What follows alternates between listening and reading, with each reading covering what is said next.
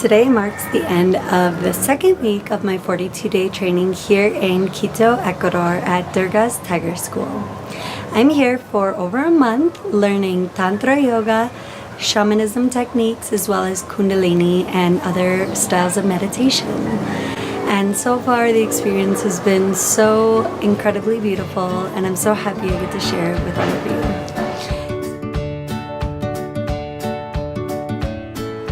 Highlights from this week include a trip to the local hot springs with a water celebration in honor of Carnival, a slower yoga schedule as a new 200-hour group trickles in. Not such great news. I was sick for part of the week, so definitely had to take it easy, give my body a little bit of a break in preparation for the remainder of the training. And then a nice little easy weekend with some artwork, ceramics, and a cacao ceremony with those of us here on site at Casa Kiliku. So to start the week, we went to the local hot springs, Papaleco, and to this really beautiful shamanic water ceremony that the indigenous local people here in Ecuador do in honor of Carnival every year. The water here is such a beautiful thing. It comes flowing out of the land, and where we went at Papaleco was actually one of the local sources of water here. It stems from the base of a volcano, which we were lucky enough to be able to see since it was a clear day. We could see the snow-capped volcano in the distance, and the water comes trickling out from there. And it was such a cool experience to be able to go to the streams and the rivers that flow from the volcano and to do this beautiful water ceremony. One of the shaman techniques that they do here, one of the shamanistic ceremonies that they do here, is with tobacco. So tobacco is an area plant that the people of Ecuador use as part of their ceremonies. They consider it to be plant medicine here, just the pure plant, and they use it in a couple different ways. And one of the ways is through the powdered form, where the shaman leader will actually take that powder through a tube of sorts. And they allow you to accept the medicine and to sit there with them, and then they'll actually blow it into your nose as you inhale. You hold, and then they blow it into your nose. So you breathe in this tobacco. They do it in each side to even out, and they see it as a way to connect with the land, to connect with the earth before doing anything like going into nature. So it's a way to honor a natural medicine in the area of Ecuador where we are. We started by hiking to the top of this mountain near the volcano, which was pretty high altitude, and then had a little ceremony, a tabaquito they call it, a ceremony at the top of the mountain. We sang a bit, and we got grounded before moving into the water tradition. And they say that the water tradition is only done during very special times in someone's life. So for instance, normally they will only use this water and flower petal tradition when you're born, when you're married, and when you die. And then once a year during Carnival, which I was lucky enough to be here right at the right time for this. So we went to the base of the waterfall where the water was coming out of the earth, and where the water was flowing gently in a stream, we considered that to be more feminine water. So we took a moment, we stopped at that water spot.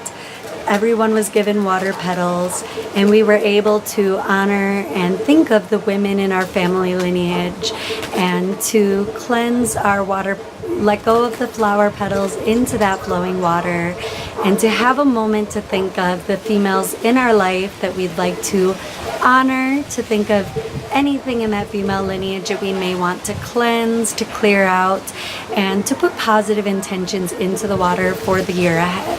This is a really beautiful practice where we took a moment. The water in that initial spot was cool, but then it was hot, and so it was a nice warm temperature, and we first bathed there.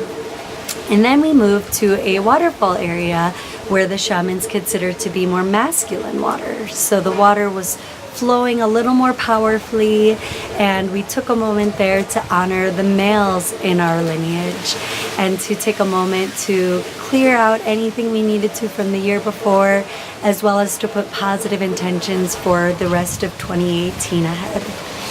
And there it was really amazing. We went under this waterfall and the rock underneath was actually hot.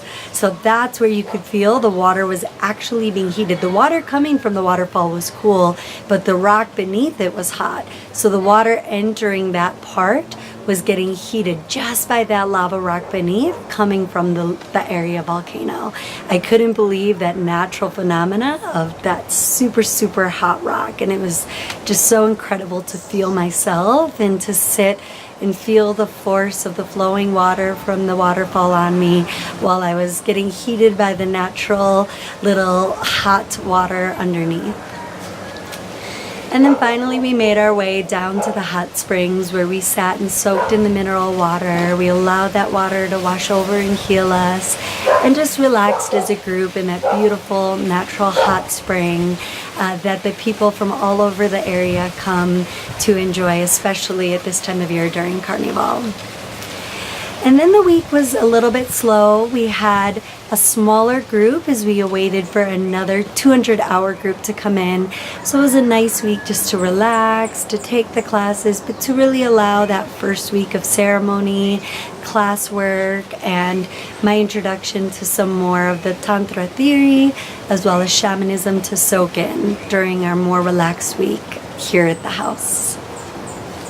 And I'm glad that it was a slower week because I actually ended up getting a little bit sick come Tuesday and Wednesday. My tummy started hurting and I started getting a little nauseous and feeling dizzy. And it was a little gut check for me to slow down, to take it easy. I had to take off a day or two just to allow my body to acclimate a bit. We are higher in elevation here. We're over 2,000 feet where we are in Tumbaco, a city just outside of Quito, Ecuador.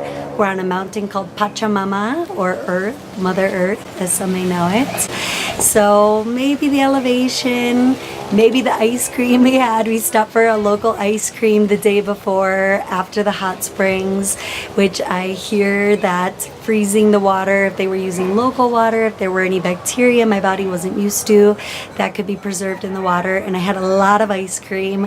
The ice cream guy really liked me and he kept giving me extra scoops. And it was so good that I couldn't say no. But I don't know, whatever it was, my body needed a rest, needed a break. So I just took, a few days during the week to take it easy. I didn't do yoga every day. I couldn't participate in all of the activities, but luckily it was a lighter week and I've been just easing back into the food, the water, sticking to bottled water for a little while, boiling any other water that I drink, just to give my body a little break in case it's reacting to something local I'm just not used to. And then finally, the weekend was really relaxing. One of the students here, Inga, my roommate, actually held this beautiful cacao ceremony. She got local cacao beans, roasted them on the stove, mixed them with a little bit of canela or cinnamon, cayenne, and then held this just beautiful ceremony for all of us to enjoy the beautiful drinking chocolate, dance for hours, which was amazing. I love dancing and we're doing so much of it here, and to just relax with each other and to hold this beautiful, incredible space where we could share anything that was coming up, dance. Music was amazing, the movement was amazing, and I finally started feeling better at this point. So it felt great to just loosen up and start feeling like myself again.